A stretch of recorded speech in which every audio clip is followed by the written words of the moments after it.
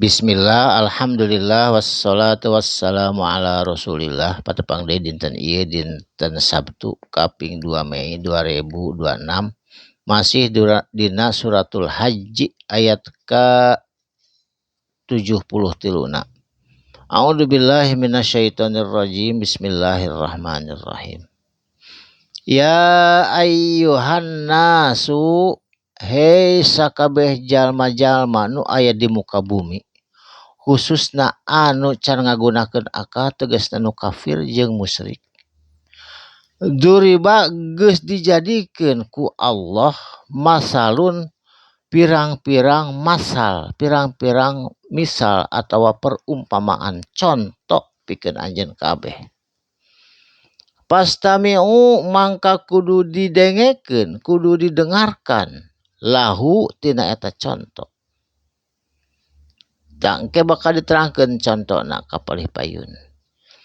Innalladzina tad'una sanyana ari jama-jama tad'una anu nyembah anjeun kabeh, nyembah ka berhala, ka patung, ka tatangkalan, ka gunung, nyembah kana sagara, nyembah kana bintang, matahari, eta teh sadayana oge min dunillahi salianti nyembah eta teh salianti nyembah ka Gusti Allah. Musyrik eta teh nyembah ka salianti Gusti Allah. Sabab teu wajib disembah, kajaba anu wajib disembah mah Allah Subhanahu wa taala. Nu tadi disebutkan mah eta mah makhlukna Allah. Saterasna.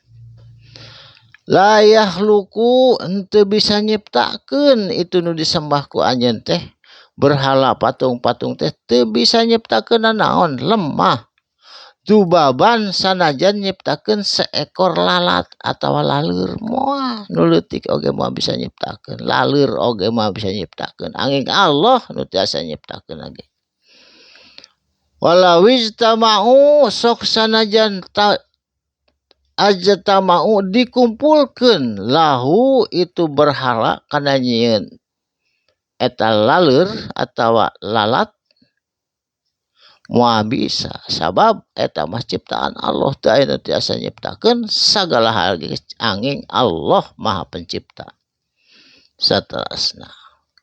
Wa iyaslabhumu jeung lamun ngarampas hum ka itu jama-jama, dubaban itu laleur, syai'an kana hiji perkara, la yastafqidu moal bisa nahan hu kana itu cipta laleur minhu tina eta perkara.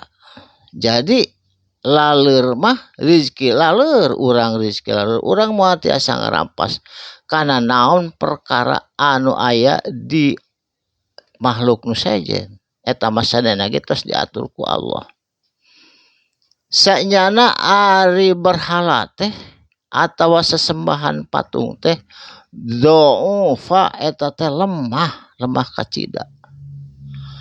Atau libu naon anu neangan sembahan eta teh lemah mun nyembah urang ka berhala atawa ka patung atawa ka naon bae.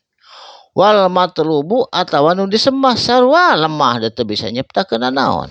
Eta mah angan-angan urang tradisi wungkul nyembah kana berhala kana patung mah da teu aya perintahna, teu aya anjuranana, teu aya aturanna nyembah ka salianti Gusti Allah.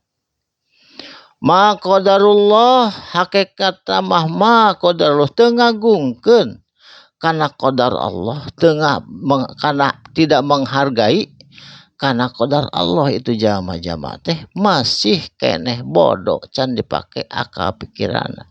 Haqqa qadrihi kana hak kana kebenaran qadarna Allah. Tidak menghargai itu jama-jama anu kafir anu musyrik. Innallaha sanyana ari Gusti Allah laqawiyun aziz tangtuna yakin Allah maha kuat, azizun jeung maha gagah perkasa. Saterasna. Allahu jeung ari Gusti Allah Subhanahu wa taala yastofi tos milih Allah minal malaikati ti pirang-pirang malaikat rasulan kana utusan. aya utusan nu mawa rizki nu mawa rahmat malaikat teh ka dunya teh aya nu nyanak informasi tegasna malaikat Jibril aya nu nyanak sadaya utusan ti Allah dicanak ka manusia ti malaikat ngalangkungan malaikat eta teh Rasulullah wa minan nasi jeung ti bangsa manusia utusan Allah teh aya 313 rasul sareng 240.000 nabi sadayana nganu kanyahokeun mah 25 nabi sareng rasul. Innallaha sanya ari Gusti Allah Samiul Basir maha mendengar Allah maha nguping Allah basirun jeung maha melihat maha memperhatikan kasadayana makhluk. Ya lamu maha uninga Allah baik ma baina naon perkara baina di antara aidihim leungeuna jama-jama tegasna hareupeunana itu jama-jama Oma khalfahum jeung dipengkeureunana jeung perkara anu dipengkeureunana itu jama-jama Allah maha uninga wa ilallahi ngankur ka Allah hukum turja'ul umur dikembalikeun sagala urusan jadi sagala urusan oge engke teh bakal dikembalikeun ka Allah subhanahu wa ta'ala. Barakallahu li wa lakum mugi aya manfaatna sadaqallahul azim wassalamualaikum warahmatullahi wabarakatuh.